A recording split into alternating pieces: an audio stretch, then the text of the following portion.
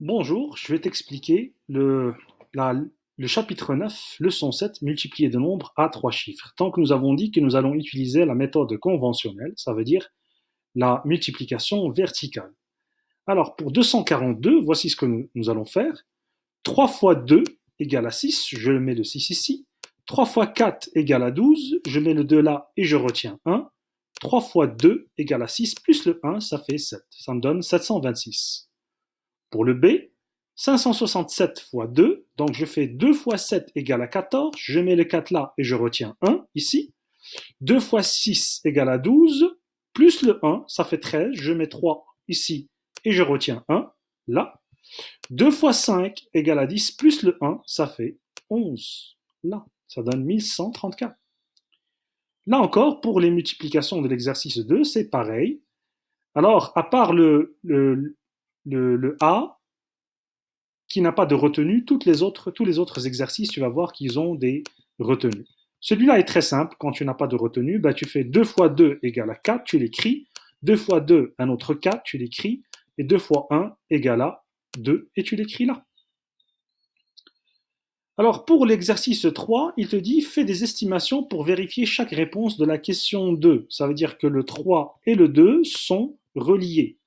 Alors, rappelle-toi qu'à chaque fois qu'on te dit d'estimer, tu dois arrondir. Et tu arrondis toujours au chiffre le plus près. Alors, quand c'est en bas de 50, tu réduis à la baisse. Quand c'est en haut de 50, tu réduis à la hausse. Mais rappelle-toi, puisqu'on est dans les centaines, quand le chiffre est près de 50, garde-le à 50. Si par exemple, si c'est 256, garde-le à 250 pour ne pas perdre beaucoup de points. Alors pour le A, ici, 122, ça va être arrondi à 100. 100 fois 2 égale à 200. Alors le but de l'estimation, c'est de voir si tu es près de la réponse. On ne te demande pas de trouver la réponse exacte. Ici, pour le B, 316, ça va être arrondi à 300. Donc 300 fois 5, rappelle-toi que toutes les multiplications d'un nombre ou d'un chiffre par un nombre finissant par 0, tout ce que tu dois faire, c'est tu fais le 5 fois 3 qui donne 15, et tu lui rajoutes les deux zéros du 300, tu les mets là. C'est tout. Alors 5 fois 300 égale 500, 1500. Pour le C, 254, c'est ça que je t'avais dit dans mes explications, nous n'allons pas arrondir le 254 à 300, nous allons le garder à 250 ici. Puis là, c'est là où la leçon sur la monnaie entre en jeu.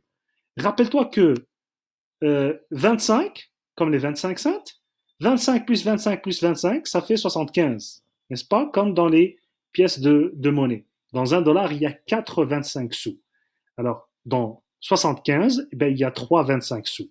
Moi, c'est comme ça que je fais pour m'en rappeler. Alors, 25 fois 3 donne 75. C'est comme si tu avais 3 pièces de 25 cents. Ça va te donner 75 cents. Et tu lui rajoutes le 0 de 250, tu le mets là. 750. Et tu continues comme ça. Donc, le C, le 624, ou plutôt le D.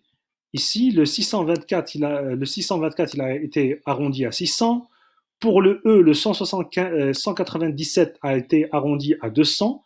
Et pour le F, le 472, il a été arrondi à 500.